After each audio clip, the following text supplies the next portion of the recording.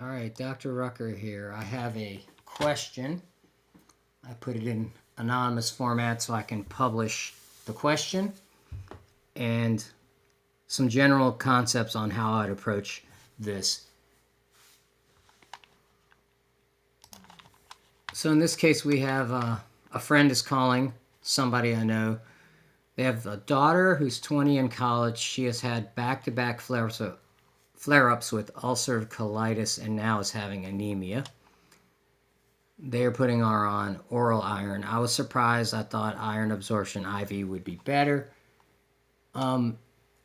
There could be a PO absorption. These are all reasonably true assumptions. Question is, have we got any IV possibilities, and what are other things I believe they were asking that might help? Okay, here's my summary down here.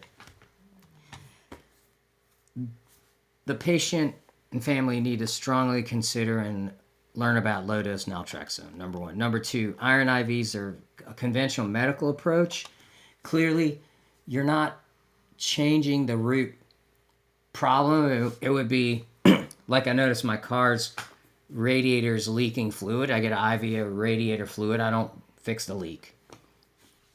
It's better to correct root issues by attending to proper diet, supplement usage, immune system balancing, which I'm going to get back to on A. Certain IV cocktails may help stabilize such patients and their immune system, like using a Myers cocktail once a week and seeing if the patient can tolerate glutathione.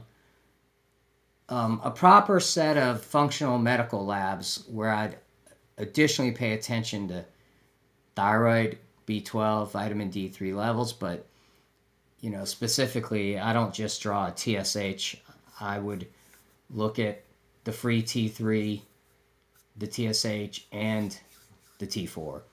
And then there is some possible use of repurposed drugs, such as ivermectin and hydroxychloroquine. If you browse through my Health Radar Substack, I will keep updating various bits of information. I will keep doing case presentations like this so different patients get new twists to different answers that they would never get with their standard primary care doctor. So that's a little background and introduction on what I would do. Now, let's look at the low-dose naltrexone part. That's going to be new to a lot of readers. I pulled up right from the lowdosenaltrexone.org site. You can see some important information. If we look at, I'm going to scan through here and pause it so that you don't have to watch me scan. So you can read through the mechanism, but it's low dose, and there's a growing recognition in the scientific community that autoimmune diseases result from a disturbance in the ability of the immune system to distinguish self from non-self.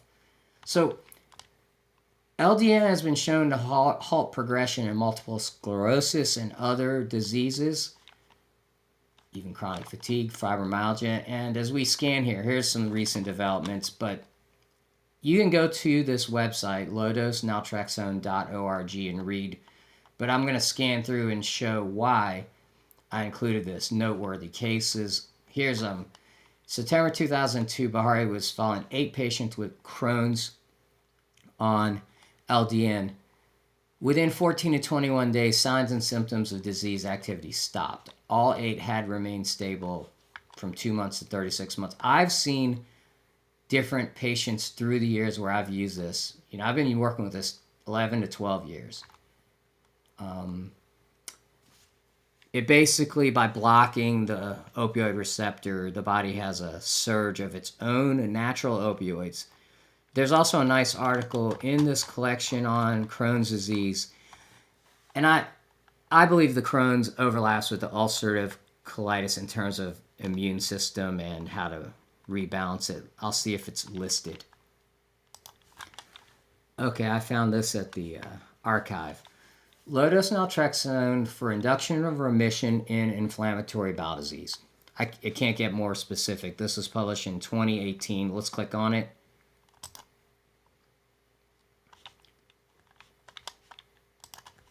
So what's it? Naltrexone directly improves epithelial barrier function by improving wound healing and reducing mucosal endothelial receptor stress levels. It is effective and safe. So just as I was talking about, this is a publication. You can see the publication.